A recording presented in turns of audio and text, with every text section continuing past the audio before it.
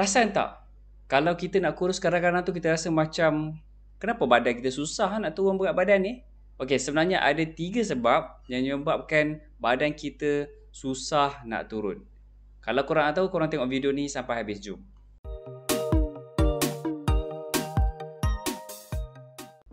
Assalamualaikum, saya Jemal. Dalam video kali ini saya nak kongsi dengan anda 3 sebab yang jarang orang share kenapa berat badan susah nak turun. Kalau anda nak tahu sebab apa susahnya turun berat badan ni, make sure subscribe channel ni supaya membantu channel saya berkembang dan juga ramai dapat saya bantu untuk turunkan berat badan. Okey, so kita pergi ke sebab yang pertama. Sebab yang pertama ialah kurang pergerakan usus. Macam mana tu? Okey, pergerakan usus kita ni perlahan, slow. Okey, antara sebab dia, yang pertama sekali, faktor dia ialah, cuba semak balik. Adakah kita minum air kurang ataupun banyak? Adakah kita minum air banyak ataupun kurang? Ataupun adakah kita kurang makan makanan yang tinggi serat dia? Okey. Dan juga pengambilan ubat yang menyebabkan kita sembelit. Cuba check dalam harian kita, ada tak kita buat benda tu. Okey. So kalau kita sembelit, mesti kena minum air banyak. Makan buah-buahan ke, sayur-sayur ke. Sebab apa? Supaya usus kita tu akan bergerak lebih cepat dan toksik akan berkurang kumpul dekat dalam badan kita. So nak ke toksik tu berkumpul dalam badan kita? Lama-lama tak mau kan? So make sure check tadi air ataupun pengambilan makanan tadi, serat ataupun ubat-ubatan yang menyebabkan kita sembelit. Okey, itu punca ataupun sebab pertama kita susah nak turun berat badan. Kita pergi yang kedua.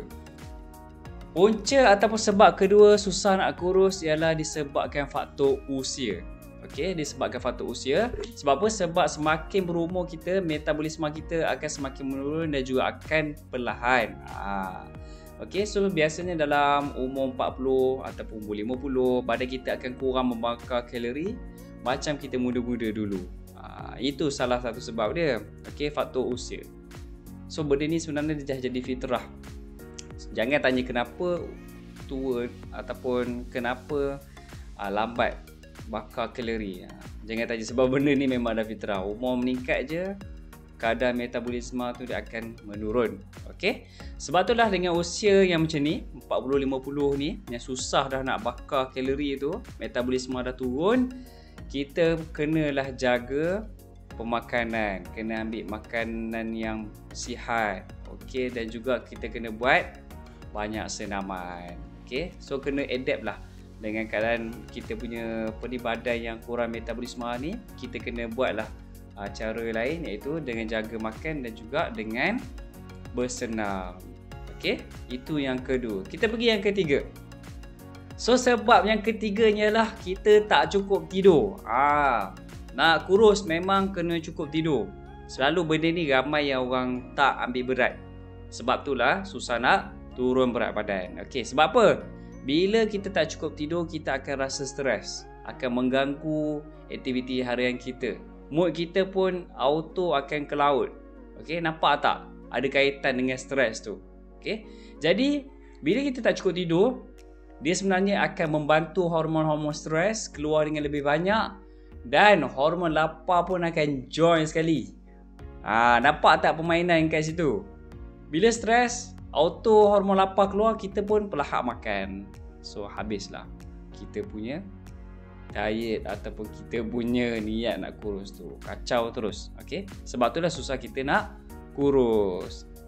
Jadi dengan 3 sebab dan punca kita susah kurus tu, make sure kita elakkan dan juga kalau boleh kita tolong ambil berat benda tu. Okey, tolong ambil berat benda tu. Macam saya cakap tadi, yang pertama sekali disebabkan pergerakan usus tu, pemakanan kita jaga semua, jangan biar-biar lama-lama sangat toksin kat dalam badan tu. Makan buah dan juga usia memang kita kena terima lah. Usia meningkat je, metabolisme akan rendah.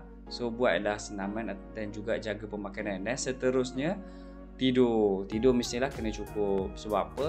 Ada game dia kat situ. Tak cukup tidur, hormon lapar keluar, kita pun makan. So tak dapat lah kita kurus. So kalau korang rasa video ni bermanfaat, jangan lupa subscribe, like, komen dan juga share video ni.